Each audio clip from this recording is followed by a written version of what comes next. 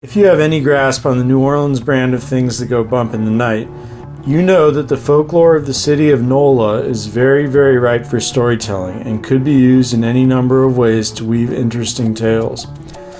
This isn't a new idea. A ton of writers and narrative artists have made that connection as well, as New Orleans folklore has a long history of being used and abused in all forms of narrative media.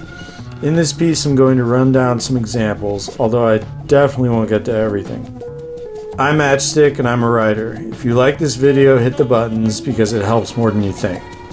So some of the first famous fiction set in the city comes from the late 1800s, when Mark Twain and the then famous George Washington Cable wrote stories and novels set in NOLA.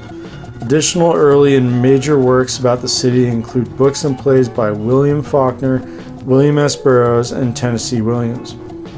Arguably New Orleans' most famous book, A Confederacy of Dunces, was published in 1980. And among other modern interpretations of the city, the HBO series Treme provided a good look at the city recovering from Hurricane Katrina. However, for this video, I'm not talking about narratives that traffic in realism. That's because I'm a speculative fiction guy, and NOLA has a wealth of ammunition for speculative fiction writers. There's a lot to use among the city's unique paranormal past and present. That's partly why I'm going to put the spotlight on more recent works. In today's genre-heavy fiction landscape, there is a strong trend among writers to not only set their stories in New Orleans, but to take advantage of its supernatural folklore and history in telling those stories. Sometimes, they base the plot around aspects of the city's lore entirely. Now, this all could, in some ways, be considered cultural appropriation. In reality, setting a work in New Orleans and twisting facts to entertain is inherently exploitative of the city and its stories. But, if tastefully done, it doesn't seem to ruffle feathers too badly, although misinterpretations of Louisiana voodoo, which is a serious religion, are never cool. Treating this full-fledged religious tradition as a form of sorcery, such as happened in Disney's Princess and the Frog, is just incorrect and, I would assume, offensive. But I don't practice voodoo and I don't want to put words in other people's mouths.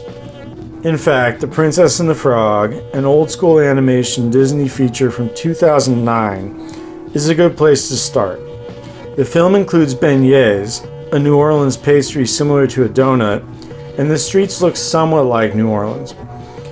The protagonist is African Americans, as are much of the supporting cast, which is also reflective of the city. But the villain, Dr. Facilier, is the exact type of voodoo practitioner the religion doesn't need as an ambassador.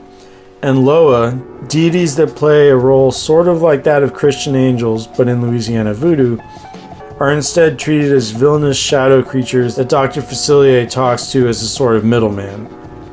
Also, the NOLA of the film is bright and positive, with Facilier as a dark outlier, which isn't exactly how the city works or ever has. In addition, a climactic scene in The Princess and the Frog takes place in an homage to a New Orleans cemetery. While they actually are a cultural mainstay of NOLA, using those is pretty cliche at this point. After all, one of the most famous uses of a New Orleans cemetery was the acid trip sequence in the film Easy Rider, and that was shot in 1968. Moving on, one of the most popular minings of NOLA history and lore came in the form of Anne Rice's Vampire Chronicles, a series of books that saw its first volume released in 1976. Vampirism does indeed have a history in New Orleans. In Michael Murphy's Fear Dat, A Guide to NOLA's Paranormal World, we learn that throughout the city's past, bodies have been found drained of blood or with their throats ripped out, cases that were categorically never solved. The most famed vampire in New Orleans history would be Jacques Saint-Germain, a socialite of French descent that was never caught after attacking a young woman in vampiric fashion. His house was found to contain many wine bottles of blood. Believe all that or not, those stories were the inspiration for Lestat, a character that has seen a lot of success. 14 years later, X-Men character Gambit would become the best known of several high-profile New Orleans superheroes to be created in the 1990s. Gambit is NOLA in his accent and throws cards, which relates to the gambling boats that ran in the city's past, but besides that, the connection is pretty tenuous. On the other side of the spectrum, the Wildstorm character Voodoo is a pretty bad amalgamation of New Orleans cliches. I mean, one version of her is actually descended from real-life voodoo queen Maria Laveau, which is just lazy writing. However, somewhere in between is Shadow Man, who is worth discussing. In his backstory, Jack Boniface was a gigging saxophone player before becoming the supernatural vigilante known as Shadow Man, a New Orleans-based superhero helped along by a voodoo priestess in an Alfred-like role. This is all pretty appropriative, but 1992 wasn't today's tinderbox of insensitivity accusations, and, despite the fact that Shadow Man was invented and long written by a white guy, comics starring the character would briefly outsell franchises like Batman in the 90s due to support from the black community. Over the course of its various series, each one a rebooted version of the last, Shadow Man would mine pretty much everything NOLA, from voodoo zombies to the serial killer known as the Axeman, to vampires to Mardi Gras. In one of his more recent iterations, the character was adjusted to become a man possessed by a Loa that allowed him to communicate with both the dead and the living.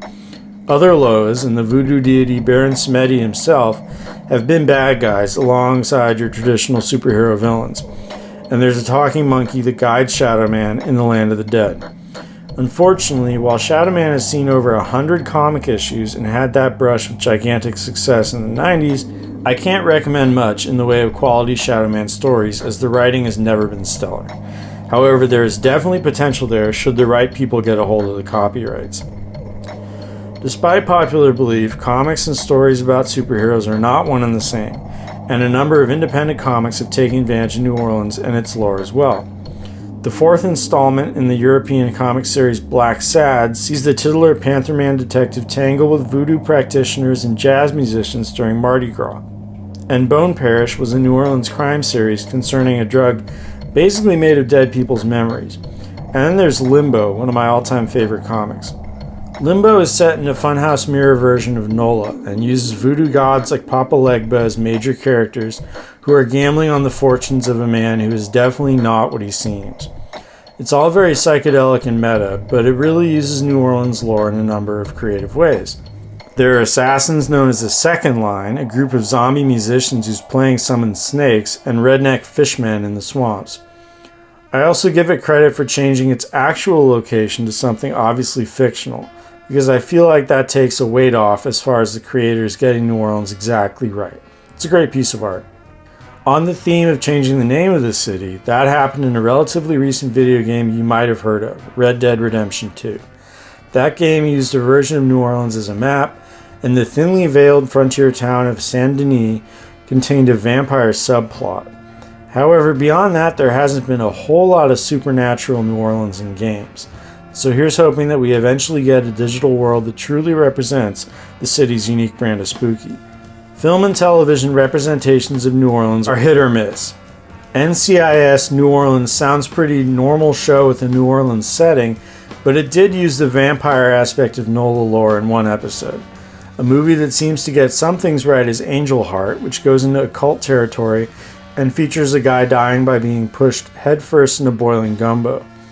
Then there's the third season of the American Horror Story franchise titled Coven, featuring characters that are based on historical serial killers Mad Madame LaLaurie and the Axeman of New Orleans, as well as voodoo figures like the god Papa Legba and Marie Laveau herself. The makers of Coven definitely took a lot of notes from NOLA history and did whatever they wanted with them. It was well received by critics and viewership was high, even though it makes a mockery of a lot of what makes New Orleans history so unique. Finally, on the book front, we have the relatively recent The Ballad of Perilous Graves by New Orleans-based author Alex Jennings, which takes NOLA lore and goes crazy with it. It's a heavy book with a lot going on, and I only got halfway through it the first time I picked it up, but it's definitely worth checking out, and I plan on giving it another shot. Although someone making annotations as to the New Orleans references in the book might be a good call. I know a lot about NOLA and still got confused. Your mileage may vary, but I recommend. And that just about wraps up this tour of the New Orleans paranormal and its use in narrative art. To pick out patterns, it's easy to see that vampires and voodoo are the dominant threads pulled from NOLA lore for fiction. It's also an extremely haunted city, but that doesn't seem to get as much attention from writers. Chalk it up to the sex appeal of vampires. I'll end this by saying that if someone writes a paranormal investigator story set in NOLA, I'll buy it for sure. New Orleans has been done in the fiction sense, but in my opinion, it hasn't often been done right. And even if the well has been pulled from some, The city's paranormal world and its history have far more to offer the creators of entertainment. Needleman and the Devilman come to mind. Although, those stones may be better left unturned. It depends on the effort writers put in to be respectful. What about you? Do you know of any NOLA works I missed? Do you know another place that has its own brand of spooky? As always, I'm Matchstick, and there's a link in the description. Peace.